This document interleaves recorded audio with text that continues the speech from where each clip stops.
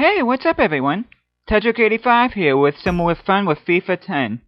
And this match will feature Club Brugge versus Manchester United. Now, I did overlook this tie just because the other two that I had featured earlier in my segment were good, but if there was a David versus Goliath scenario in a Champions League, it would be this one, where Club Brugge would be David, whereas they come from the lower Belgian Pro League, the Jupiler League, up against that Premier League powerhouse Manchester United. And as you can see there's pretty much nothing else I can tell you about Manchester United that I haven't already said before. Now I just looked at my formation there and... But yeah, as I featured before, Valencia versus Monaco and Bayer Leverkusen versus Lazio. But this is another one that I think deserves attention too, especially how the first leg ended where Club Brugge got the early start. They ultimately ended up losing 3-1 in that stage, but they're definitely not out by any means, and they could definitely cause some problems for Manchester United. Another tie I want to feature too on this Fun with FIFA 10 segment eventually is going to be Malmo versus Celtic, and I'll probably have that one out here pretty soon. As the Club Brugge's lineup there, they're a 4-2-2-2 with Tom de Sutter and Manasseh Ishiaku up front. Manchester United unchanged from whenever I played as Newcastle facing off against them, and it's one thing playing as Newcastle United against Manchester United, but playing as Club Brugge turn against this team is an entirely different thing. Because Club Brugge doesn't have anywhere near the speed, strength, or overall talent that Manchester United has, and I felt this would be a pretty good challenge, playing as this team. And you can see the difference right there. Manchester United just seems to be on a roll here in the early going.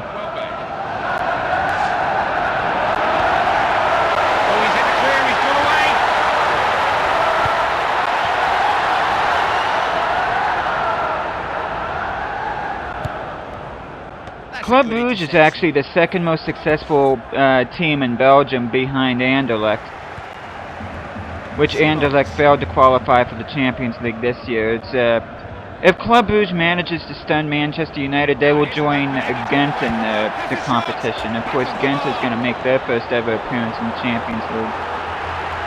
And of course, several years ago, besides Anderlecht, we also got to see Genk in there too. Tackled that wide. Ishiaku. A score, surely! Timmy Simons rather, former Nuremberg player. Keeper who prefers to throw the ball out if he can. Patrice Evra now plays for Juventus. Carl Hopkins, the former West Brom player. See Danny Welbeck coming here, and he ends up scoring first for Manchester United. And this is the first time since I started this segment where I conceded the first goal. And as you can see, I really didn't bother looking at highlights on that. Looking at that was pretty much self-explanatory where I went wrong there. And once again, I hit the post, and when I was playing this, I was having one of those moments again, like, oh jeez, it's gonna be one of those games. Has to get a shot in here. Excellent save. Great hands. Lindegaard with an easy save on Ishiaku there. Better chance of retaining the ball when the keeper throws it like that. I can't remember offhand what team Ishiaku used to play for. Need to get some men forward here. But yeah, this game was an entirely different proposition from whenever I played as Newcastle, because I kind of had to adapt by how Club Brugge played considerably, that they come from a smaller division and now they're not as skilled as what some of the teams in the bigger leagues are. But as you can see here, I was able to equalize through an Ishiaku goal. And mind you, this is a strong Manchester United squad too, especially the back four. Slipped the markers here, just dropped off a little and found space. Defended well. As a matter of fact, their weakest player was Tom Cleverley, which I had just dispossessed there. Great chance! Which I didn't even notice the Sutter in the back,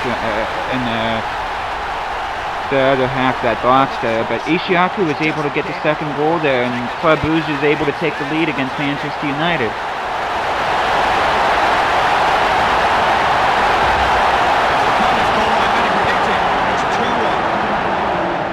Considering that I follow the English Premier League, it would probably be a good thing if Manchester United does end up beating Club Brugge, which is pretty much what it's looking like right now. That way the Premier League will have 4 teams representing them, but for those of you that have been following the Champions League know that the quality of Premier League sides that are competing in the Champions League have gone down considerably, even when Chelsea won it a few seasons ago. There just seems to be like only 1 or 2 English teams anymore that advances past the group stage, and that's definitely becoming a problem.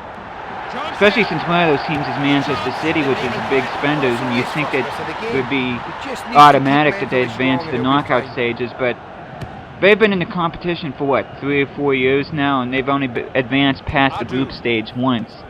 And that's definitely a problem, especially when you're spending that kind of money not only to compete in the Premier League, but also in the Champions League as well. And it certainly isn't helping the coefficient much either. Wayne Rooney just trying to hold on to it. Now possibilities here, he's got a chance. Rooney didn't hold it. And of course Manchester United missing out on Europe entirely last year because of their abysmal campaign under David Moyes. Defender reacted quicker. As you see, Manchester United trying to find the equalizer against me. Ishiaku. Oh, he's in the clear, he's got away. Ishiaku with the breakaway here. And he gets the hat-trick to make it 3-1 Club Brugge. A little bit of a cushion between themselves and Manchester United, but if there is one team that can come back from this deficit, it definitely will be Manchester United. They were scoring a goal. So this is even though I got a 2-goal cushion, by no means did I feel comfortable with this whatsoever. I still felt like I needed to work just as hard or even harder to try to get that 4th goal. Of course, it's getting close to the end of the first half here. Ishiaku making one last push here towards the goal. Solid effort there, but Lindegaard with a nice save there. And that's the end of the first half. Despite giving up the first goal, Club Brugge bounced back nicely with the Ishiaku hat-trick. As you see with some of the highlights here while the stats are up. 100% shot accuracy for Manchester United, and they're winning the possession battle, which isn't much of a surprise considering how slow Club Brugge was to get going. But then again, there is that talent gap there between these 2 teams, and like I said at the beginning of the video, this is truly a David versus Goliath affair here, and considering I do have to admit, I was lucky to keep a clean sheet against Bayern Munich in my last video, and I knew I was kind of pushing my luck there in the defensive department. And I kind of figured I'd give away sooner or later, but eventually I did concede a goal, which I do have to admit Manchester United deserved to score against me, and much like I deserved to score against them there. That was a pretty good shot by Ishiaku. But yeah, I knew I was flirting with giving up my shutout streak eventually, and of course Manchester United would be that one team I would end up giving up that goal against. But then again though, that's just how it is, you know, you face off against a much stronger side. There's got to be something that gives eventually. It just makes you want to work that much harder, like I had to work harder here. Dared in there with a shot, which he's more of a winger, usually the one that applies the assists rather than scores the goals.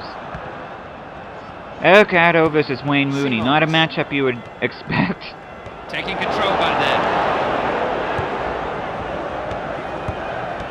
Chris Darden again, Ishiaku with the ball. Ooh, Simmons with a bad tackle there. That was a really hard tackle. And then we see the substitution, Robin Van Persie coming on for Antonio Valencia, which is, I think, what happened with their game against Newcastle, too. Peter van der Heijden with the ball. Frank Van Horst. Never played for Club Brugge, but for some reason I put him on my team, and I just didn't feel like getting rid of him. And he's a pretty decent player. If I'm not mistaken, he used to play for Duisburg. Tom DeSutter trying to make things happen here. Ishiaku just barely missing that. Pretty good effort.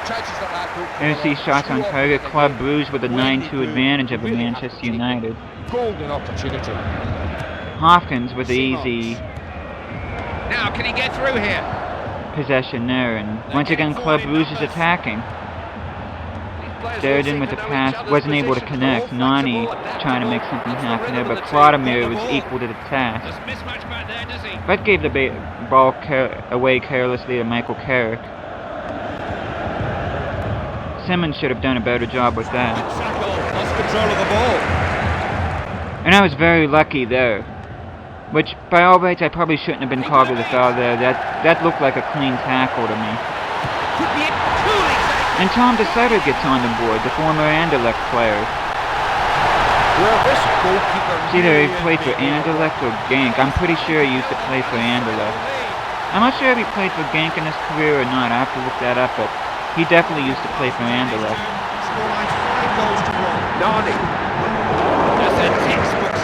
Nice steal there. Adu. Van Horst pass to Hopkins. Jan Sorensen. Free kick awarded here. And that was a blatant foul right there.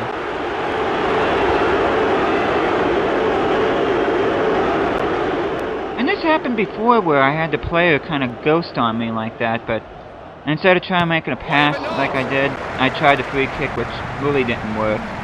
But luckily Vladimir was right there. Pretty solid player he is, Vladimir. Which right there, that was blatant offsides by Simmons though. Which, in real life, he's the captain of Club Brugge, which I keep on forgetting to set the captains on these teams before I play these games, but I don't think it really makes a difference who the captain is in these games. Well, it would make it more realistic to show who the real captains were, but really doesn't do anything in terms of like their skill or anything like that. They're still going to have the same abilities whether they have the Iron Band or not. And that was a beautiful goal by DeSutter there, scoring his second of the game, making it 6-1 Club Brugge, which is the same score that I beat Barcelona as is Sevilla.